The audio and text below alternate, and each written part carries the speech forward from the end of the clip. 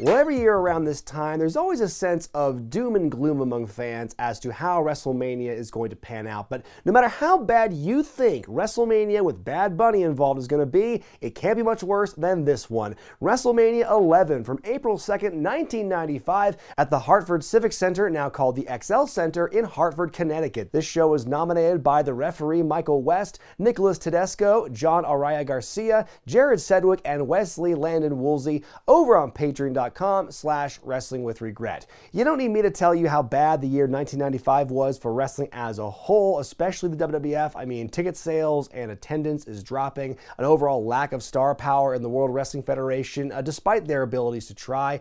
Of course, this is their way of trying to get all those fans back with an over-reliance on celebrities that feels excessive even for WrestleMania standards. I mean, literally all they talk about with this show are the celebrities. Look at these celebrities over the years at Mania. Look at the celebrities we have this year. Pay no attention to the wrestlers in the background. Here are the important folks. Ooh, here's Salt and Peppa macking on Bret Hart. He's pure sex, ladies.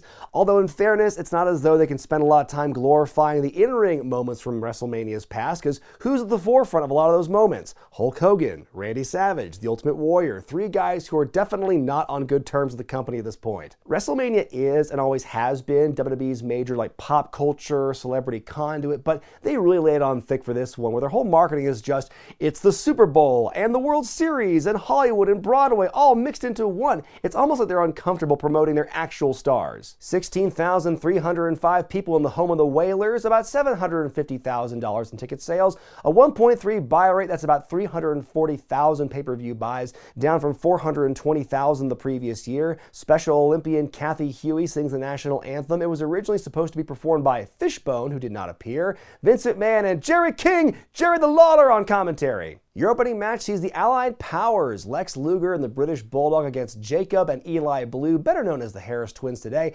Man, oh man, how far has Lex Luger fallen in about a year and a half since being the heir apparent to Hulk Hogan and challenging and failing to win the title from Yokozuna? Now he's curtain jerking WrestleMania 10 as part of a short-lived tag team with the British Bulldog. Of course, Davey Boy Smith did come back to the company in the previous year, and his big highlight to start off 95 was going the distance in the Rumble match with Shawn Michaels, but ultimately losing that encounter. These two make their tag team debut here at Mania. The Blue Brothers, Jacob or Eli, and Jacob or Eli, according to Vince on commentary. The Big Mountain Men are undefeated in the Federation in their short run so far. Which one is Jacob? Which one is Eli? I don't know. Check their arms for the SS tattoos. Also, I want to point out the walls of media we see on both sides of the ring the entire show here, just totally looking out of place and in the way of everything here. An ugly double power slam to start things off. Davey Boy with the stalling suplex, then a really lousy double clothesline to the Twins, not his fault though. Bulldog gets cut off. Nothing the Harris Twins do here look particularly good or fluid, except for maybe a double big boot. Twin magic while the Bulldog is distracted. Jacob or Eli goes for a second rope elbow, but he misses. Bulldog with a hot tag to Luger, and he's got a big run here. Uncle Zeb distracts Luger while the Twins switch yet again. Goes to powerbomb Luger, but Bulldog with a blind tag hits a top rope sunset flip to pin and win. Vince McMahon predicts these two will be a team for a long, long time. This one gets 1 star out of 5 for me. Now, I've not seen every single WrestleMania, and my memory on the ones I have seen might be a bit fuzzy depending on the number, but I'm pretty sure this is the worst WrestleMania opening match I've ever seen. Think back to WrestleMania 10, 1 year before this.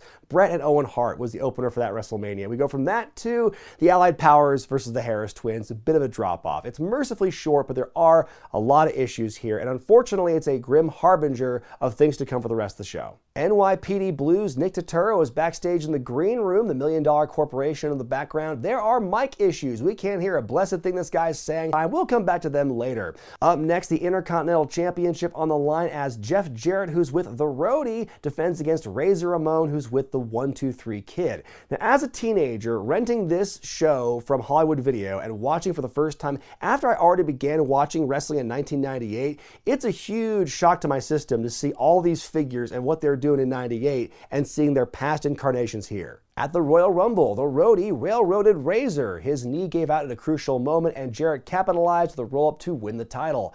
Backstage, you see Razor and the 1-2-3 Kid. More audio issues. The old Razor Ramon, he's ready. He's Razor and Kid break through the media scrum and jump Jarrett and Rhodey, then we get the pyro. Jarrett's agility early on has no effect on the bad guy. Some shtick with Jarrett getting knocked into Rhodey on the apron was pretty entertaining. Razor going for the Razor's edge, but Rhodey pulls Jarrett down. The Rhodey's knocked down, Jarrett thrown over the top rope and lands right on top of him.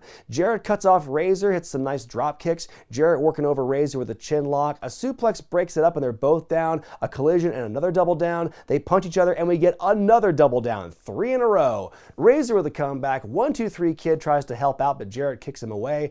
Razor goes for a top rope bulldog, but he whiffs it. Jarrett now attacks the knee, gets the figure 4 locked in, but Ramon eventually rolls it over. Goes to the Razor's edge, but the Rhodey with a chop block, and the match ends in a DQ. The Kid comes in and makes the save, but Jarrett takes him down, locks in the figure 4. It turns into a big, ugly brawl with multiple refs involved. Jarrett's nose is busted, and he promises payback for Razor. I give it 1.5 stars out of 5. The match started off kind of wonky, honestly. The timing of the run-in and the pyro and everything. And the match itself was not that exciting. The 3 double downs in a row made no sense to me. Ending with this DQ finish that solves nothing. Showcase the Immortals, baby. 1 month later, though, Razor would regain the title in a ladder match against Jarrett, making him the first 3-time Intercontinental Champion. We are back in the green room with Nicholas Turturro, and the audio is working now. There's Jenny McCarthy again. Here's Shawn Michaels. Where's Pam Anderson at? HBK says she'll be here in due time, and she will walk him to the ring for the title match. Psycho Sid butts in and screams about Diesel being scared. It's madness back there. Up next, The Undertaker taking on King Kong Bundy of the $1 Million Corporation. Bundy came back to the company in the fall of last year and joining Ted DiBiase's group. At the Royal Rumble, The Undertaker beat IRS in a match. Then as Bundy distracted Taker, IRS stole his massive urn, and the corporation's held it hostage ever since. Seriously though, who came into that booking meeting in 1994 and said, you know what The Undertaker and Paul Bearer need to freshen up their act? We need an urn that's like 3 times the size of their old urn. One that can shoot out a giant beam of light as well. I mean, seriously, how many ashes can that urn store? Lawler brings up Bundy's embellished record-setting pin at WrestleMania 1. Vince brings up the Taker's never lost at WrestleMania, not calling it a streak yet though. Todd Pettengill listening to his Walkman apparent. American League umpire Larry Young's the referee for this match. Man, all the stars are out tonight. Taker lures Bundy in and is on the attack to start the match. Hits the current school and a few clotheslines to finally knock Bundy down. He grabs the urn from Ted DiBiase as easy as can be. Bear and the urn are reunited. Well, that didn't take much. Then Kama the Supreme Fighting Machine shows up and decks Bear to reclaim the urn and eventually escapes. Well, dang. Next time we see that urn, it'll be melted down into a chain for Kama.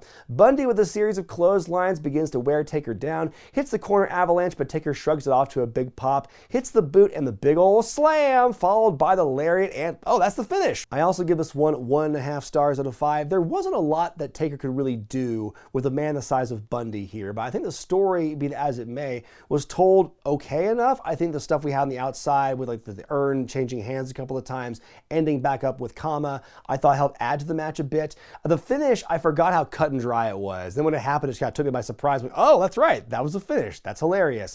What a difference like a decade makes when it comes to WrestleMania performances. Because think about what WrestleMania 21 is far better at that point than here against King Kong Bundy. Here comes Mongo. Steve McMichael, just months before his debut on the first ever Nitro, is part of Lawrence Taylor's All-Pro team tonight. He wants a shot at Kama for what happened recently on Raw between them. Reggie White wants a piece of King Kong Bundy. Carl Banks calls out Nikolai Volkov. And Chris Spielman calls Tatanka a cigar store Indian. Nice. Turturro keeps moving to find Jonathan Taylor Thomas playing chess with Bob Backlund. He talks about what's wrong with America today while JTT checkmates him. He throws some questions at Thomas, but young Simba aces them, and a frustrated Backlund storms off. That's what's wrong with the world! They think they know it all! Tag title matchup next as the Smoking Guns defend against Owen Hart and a mystery partner. At the Royal Rumble, the 1, 2, 3 Kid and Bob Holly won the finals of a tournament to win the vacant tag belts after Diesel and Shawn Michaels vacated them. Then they promptly lost them one night later to the Smoking Guns. Owen Hart, still a thorn in the side of Bret this whole time, by the way. He cost Bret the title against Bob Backlund the previous year. He's been saying for weeks he's going to have a mystery partner with him to challenge for the belts, and he intros his partner by announcing him as a man who did what Owen had always wanted to do, beating his brother Bret for the world title. It's Yokozuna, the former two-time world champion, is back for the first time since Survivor Series, trying and apparently failing to lose weight in the interim. The smoking guns come out and the match begins. Owen and Billy trade slaps. Yoko gets tagged in and almost squashes Bart with the elbow but misses. The guns with some double team moves on Owen and Yokozuna, looking good early on. Nice elevation by Billy with the leg drop, but Yokozuna slows the official down. That allows the heels to take over. Billy's hand comes down for a third time on a chin lock, but he comes back anyway. Owen with a missile dropkick attempt, and he hits his partner by mistake. The 5 count definitely not applying to the heels in this match, as Michael Bart hits the bonsai drop, but the pin is broken up. Owen then tags in, looks to go for the sharpshooter, just pins Billy instead. I give it 2.5 stars out of 5. It is the best match of the night so far, but sadly that's not saying a whole lot. I do like the meshing of styles with Owen and Yokozuna here. Yokozuna's kind of being protected in this way, so Owen does all the heavy lifting, then Yokozuna literally comes in at the end and just cleans up and does the big monster stuff. It works pretty well, and these two would hold the belts for about 5 months before losing them back to the Smoking Guns one night after regaining them due to a technicality on Monday Night Raw. And the rumor was that Yokozuna was not the first choice. It was supposed to be Jim Neidhart apparently, but by the turn of the year, he was let go. Also, there were rumors that a young Chris Benoit was going to be the surprise, new member of the roster, teaming with Owen Hart. Not sure how true that is, but obviously didn't pan out. Todd Pettengill and his giant headphones are back with Bam Bam Bigelow. Bam Bam says he will not be known as the man who lost to LT at WrestleMania 11. Well, our next match is an I Quit battle as Bret Hart takes on Bob Backlund. It's a long-running rivalry going back to last year.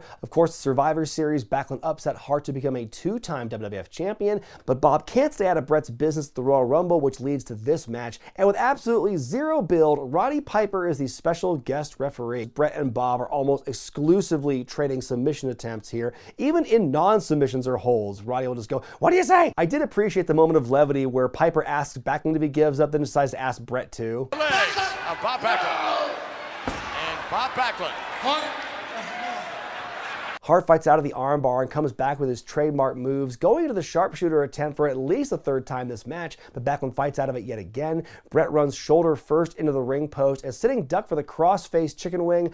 Bob tries to lock it in, but he can't take Hart down. Bret keeps fighting and reverses it into a chicken wing of his own. He takes Backlund down. Piper asks Backlund if he says "I quit," and Bob just goes, "Ah, ah," and that's good enough for the hot rod, I guess. Bret wins. After the match, JR interviews Backlund, who says he saw the light. I give it 2 stars out of 5. This match is a far cry from the battles they would have the previous year at SummerSlam and Survivor Series.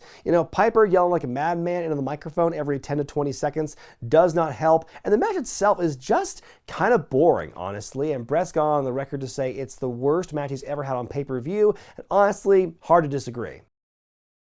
Nikki T backstage once again. He still can't find Pamela Anderson. She seems to have left the building and some changes will need to be made. Elsewhere, an interview with WWF champion Diesel. He says he knows what Shawn Michaels' game plan is, and if he wants a war, he's got one. His plan is to hold on to this belt. For the semi-main event, your guest timekeeper is JT motherfucking T, and your guest ring announcer is Nick Turturro. His IFB is out and he's gone rogue, people. Your next match is for the WWF Championship as Diesel defends against Shawn Michaels. Many of you know the story of how Kevin Nash came into the World Wrestling Federation. He began as a bodyguard for Shawn. The two were a tag team, even won the gold in '94, but a series of miscommunications and accidental super kicks led to a boiling point of the Survivor Series. Diesel left Michaels and the belts are held up. Soon after the pay-per-view, Diesel beat Bob Backlund a record time at MSG to win the world title. Then in January, Shawn famously went yard in the Rumble match, and the origin of the "whoa, both feet must hit the floor, precarious dangling, whoa" spot. Then in February, Shawn brought Sid back to the company as his new bodyguard. Hadn't seen him in the company since 1992. So what was advertised for a long time going into this show was that Pamela Anderson would accompany Shawn Michaels to ringside for this title match, but as we heard, she's left the building supposedly, not at Shawn's side, but there is a contingency plan. Shawn emerges not just with Sid and Jenny McCarthy. So this part always confuses me because Jenny was advertised as part of the show, but all we had seen of her so far in the night was that one scene in the green room with the Turturro and the $1 Million Corporation and stuff. So in kayfabe, had Pamela Anderson not left Shawn Michaels' side for this matchup, where the hell was she going to be for the show? But it turns out Diesel is the one with Pam Anderson now. Now let's have these two ladies spend the rest of the match just sitting next to each other at ringside, not bothering each other at all. Good use of them. The match begins with these two hitting the ropes again and again. Man, where has this energy been for the entire show up to this point? Diesel hucks Shawn around hither and yon, out of the ring and right onto one of the photographers. Shawn takes some liberties with the guy there. Shawn spits at Diesel and tries to lure him in, but Diesel's too strong early on. Diesel goes for a press slam, but then begins to sell his ribs. Diesel decks Shawn out of the ring, and a great recovery by HBK when the flip over doesn't quite work. Amazing. Diesel blocks a sunset flip and crotches Shawn on the top rope. Shawn diving onto Diesel on the outside. Shawn keeps being a dick to the media, ducks an elbow, and Diesel bonks the ring post. We get a big Sid chant out of nowhere as we get another dive off the apron onto the floor by Shawn. Shawn with a top rope bulldog, but Big Daddy Cool kicks out. This crowd is all over the place in terms of who they're supporting, because we heard the Sid chant earlier. They're doing a Diesel chant here, and like 1 minute later we're hearing a Let's Go Shawn chant. Keep in mind, nothing has changed in the match as far as who's wrestling babyface or heel. Shawn with a big diving elbow to the ribs, but Diesel kicks out again, starts throwing Shawn off his shoulders, but HBK hops up onto his back with a sleeper and wears him down. The arm stays up at 3 and he starts to fight back, fighting outside the ring and back in. Shawn hits the super kick, but in the pursuit of the wrestlers, Hebner seemed to hurt his leg trying to hop out of the ring, so he gets in slowly after the super kick, makes the count, but Diesel kicks out and the fans begin to turn. Not great for the babyface. Sid exposing a turnbuckle pad, there's some foreshadowing. Shawn goes for a flying nothing and lands right into Diesel's arms for a sidewalk slam.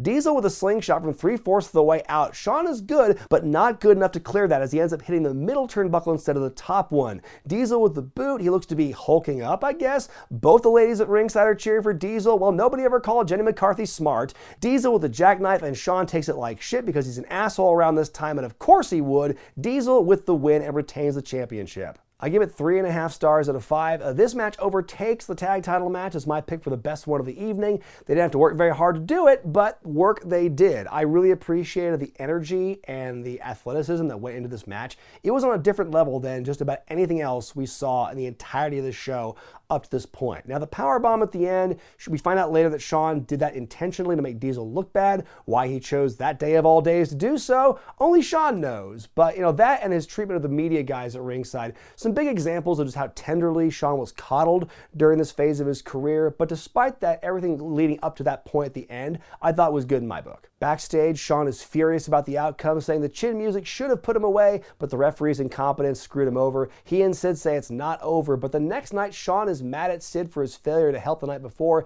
Sid turns on him with 3 power bombs. Shawn becomes a babyface again, and he and Diesel eventually team back up. Out comes the $1 Million Corporation. That's King Kong Bundy, Tatanka, Nikolai Volkov, Kama, IRS, and Ted DiBiase. And here come the All-Pro team, the NFL stars: Ken Norton, Chris Spielman, Ricky Jackson, Carl Banks, future Horseman Mongo, and Reggie White. Mongo and Kama keep their beef up from a couple of weeks ago, and now it's time for the main event as Bam Bam Bigelow takes on LT Lawrence Taylor. This match is a career-defining moment for Bam Bam here, good or bad depending on your perspective, but let's see how it began. At the Royal Rumble, after he and Tatanka lost in the tag tournament finals, Bigelow gets in the face of former New York Giant Lawrence Taylor, who's at ringside. Bigelow shoves Taylor, gets all sorts of headlines. Bigelow is suspended for his actions, then calls out LT for weeks for a match at Mania. Finally, Taylor accepts and the match is made official at a press conference in New York City. Bam Bam says Taylor has no chance because he's entering a world he knows nothing about.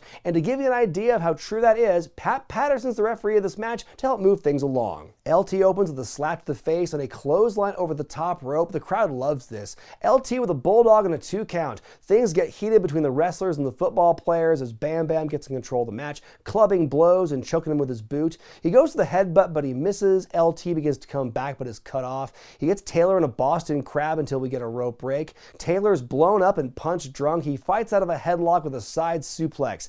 Bam Bam recovers, hits his twisting moonsault, looks to have the match won, but he jams his knee in the process and can't capitalize.